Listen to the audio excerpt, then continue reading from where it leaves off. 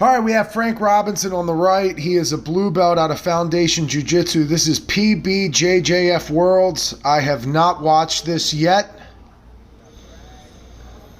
All right, his opponent establishes grips, enters a guard. In the gi, that's a pretty... Ooh, I was going to say that's an important thing to make sure you can pull into a guard, I would say, is a strong strategy his opponent just did. I want to back this up for a second. I'm not going to back up too often in this first viewing. This is a 3-minute video.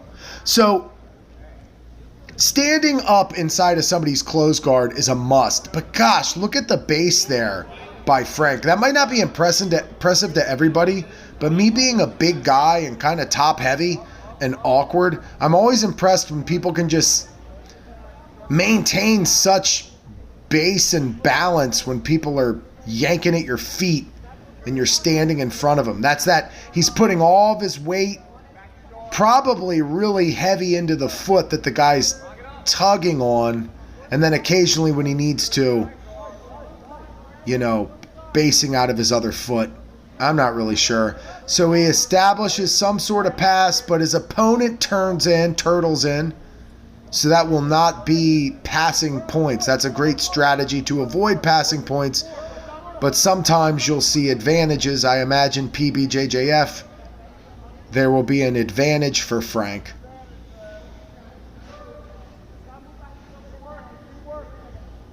He is trying to fight for the back, but this point style of not letting somebody secure the pass, not letting somebody secure the back, his opponent right now hasn't given up any points, and look at the position they are in. So, and Frank trying to go for the back is going to wind up on bottom, entering an attack, but his opponent is blocking the leg. Frank is dominating this exchange so far, but his opponent is doing such a good job of avoiding the points. This is something you have to really drill into your head, and to know this already by blue belt. This is definitely a competition strategy, or just old school mindfulness of the positions and awareness of not letting, it's a points driven mentality, I would say. Frank's doing a good job of isolating this arm. I'm not exactly sure how he'll be able to get any sort of finishing torque on a Kimura. Maybe switch to an armbar or triangle, or maybe that's his goal in general. Can't really see right now outside of his opponent's butt, and now we can't see a whole lot. We can only imagine, and now we're back. Frank has an interesting triangle position. Did he just tap out? Wow. Wonder what that was. Let me back this up real quick. Was that an... Whoa. We can't see. I wish we could see this better. Beautiful. Did he just... Is that... Hold on. Wow. What an interesting way to fall into this. Boom, and he locks it up immediately. The finishing mechanics on this triangle are amazing. He has the legs for... This is so loose right here. And then, bam, he makes this adjustment. He closes the space. Weird angle. That was really cool. Let this be a lesson. When you're a triangle person, you need to get triangles and go for them at every angle. Not a standard guard triangle, not even a standard mounted triangle. Maybe you start doing back triangles. I think you need to learn how to do every single freaking angle of triangle. Anytime you can isolate a head and arm and close that lock. If when you're leggy like Frank, I imagine almost all of them will be behind the knee pit. Let's give this another watch here. Again, Frank using great base here. Great for somebody that's not good at that, you just have to practice it. And it takes people sometimes just the confidence and willingness to get swept to practice standing up so well inside people's guard. Even if it came naturally to Frank, it's not a skill everyone possesses. His opponent is establishing decent guards. I'm not too savvy on, De La Riva this, blah, blah, blah. I forget it as quick as I learn it, all these specific style of guards. But either way, yeah, great transition. Let's back this up. Let's just go ahead and see where Frank opens up the guard and starts the pass here. So Frank gets what looks like either a pant grip or an under grip. He's just actually grabbing the shin. I like that, like a C grip. The pant grip can be enticing, but that C grip is a more direct control. You know, you might call, I've heard the gi grip considered a proxy grip, but I just like to think of it as an indirect control, or a proxy control, I mean. I like thinking of it as an indirect control. So let's see this one more time. His opponent, oh, sorry, I'm getting a text. His opponent has grips, but Frank is just coming around. Oh, that's a nice knee cut. That's what it was. I'm sorry. I'm just not that quick at watching some of this shit, so that's probably good for the average viewer. But that nice little knee cut, really good jiu-jitsu for blue belts. You see a lot of the lighter guys be able to pull off. Lighter, younger guys can really have some impressive looking exchanges by the time they're blue belts, because you don't see many guys my size, my age, doing such impressive looking stuff very often unless they're at the highest level. Frank's not a tiny guy. I don't know what weight this is, but he's pretty thin. He's athletic. Let's back this up a little. I want to see something here. So again, Frank doesn't have the back. As of right now, we're looking at a 0-0 match, I believe, with maybe an advantage for Frank. Yeah, that guy does such a good job of just not letting Frank access the other side of his body. He's using that mat as a frame. And then he just keeps his side body facing Frank all the way to the top. Now you might be looking at an advantage for his opponent. I'm not sure. But Frank gets the underhook. He has the shin wedge right at the hip. He's getting his other foot in at the hip.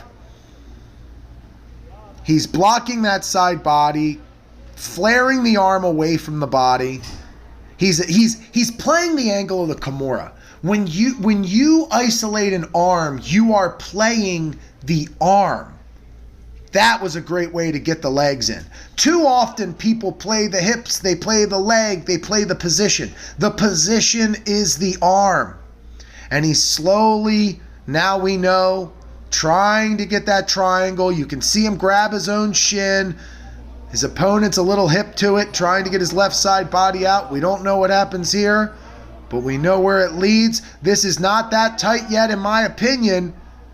But it's getting tighter, and his opponent shoves him to the side, thinking it's going to give him space, and it gives Frank the ability to find the back of his knee pit and angle his leg. He angles his assisting leg. A lot of guys flare this, like Frank's left leg here.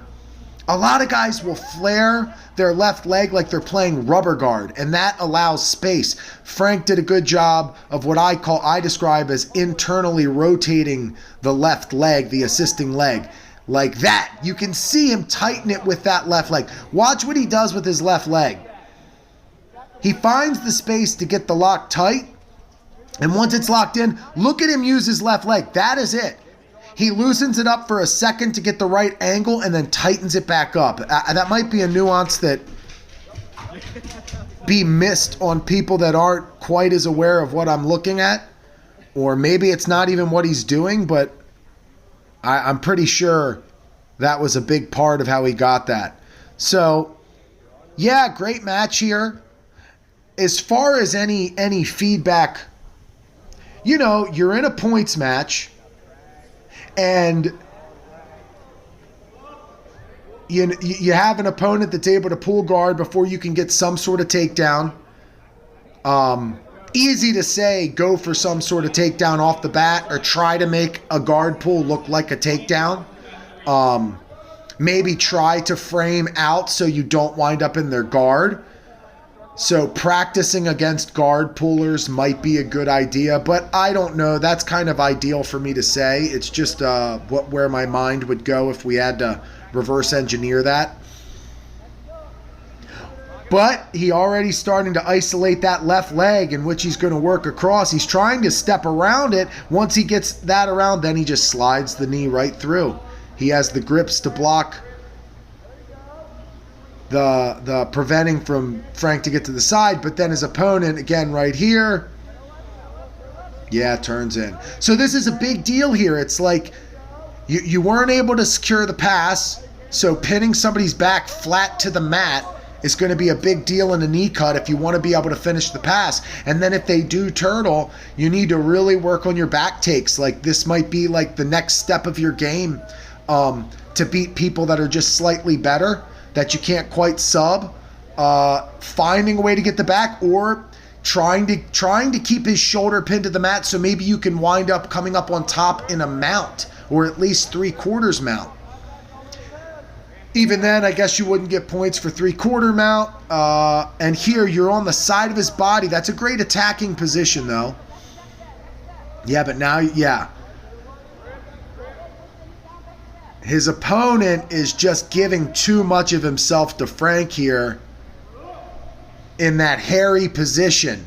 He essentially just leaned his left side into Frank, which might not be a good idea when those legs are up like that. When you're against a leggy, mobile guy that you can tell is kind of crafty and scrappy and wiry.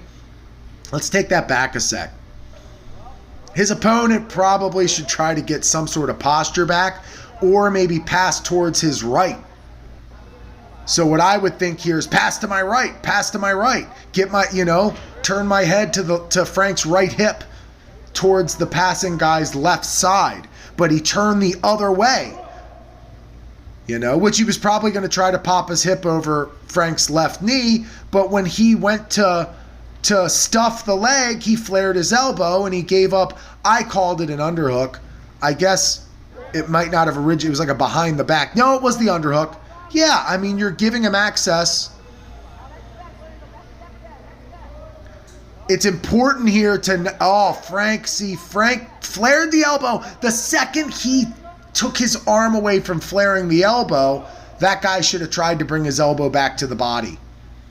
So Frank was the one who flared the elbow. I'm impressed by this. I'm not going to lie.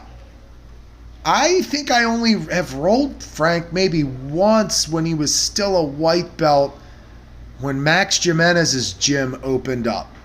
I think that's where I met him. You meet so many people. But he was scrappy then. But this is pretty darn good stuff. I've gone to his gym a handful of times. They have a great gi program. The owner of the gym, Jeff Mount, I would say is more gi specialized than no gi, and they're very disciplined with their technique.